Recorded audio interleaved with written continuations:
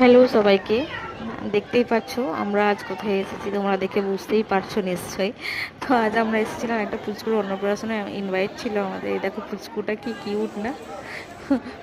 পুচকুটা এদিকে খেতেই ব্যস্ত ছিল, এত লোকজন দেখতে ব্যস্ত ছিল।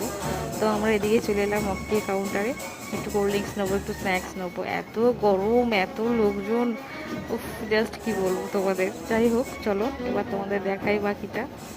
এদিকে একটু কোল্ড ড্রিঙ্কস, একটু স্ন্যাক্স নিয়ে আমরা চলে যাব একদম মেন মেনুতে, লাঞ্চে।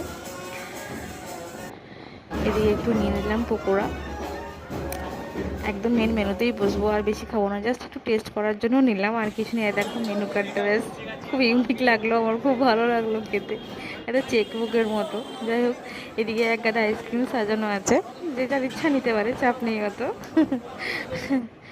তো এদিকে দেখো মেন মেনুতে চলে এলাম। লাঞ্চে আছে পটল ভাজা, বেগুন ভাজা, শাক ভাজা, বড়ি ভাজা, জাস্ট অসাধারণ। কলা পাতায় খেতে দিয়েছে, জাস্ট অসাধারণ, জাস্ট অসাধারণ। এদিকে পায়েসের বাটি চলে এসেছে। এত গরম, আমরা ভালো করে ভিডিওটা বানাতে পারিনি।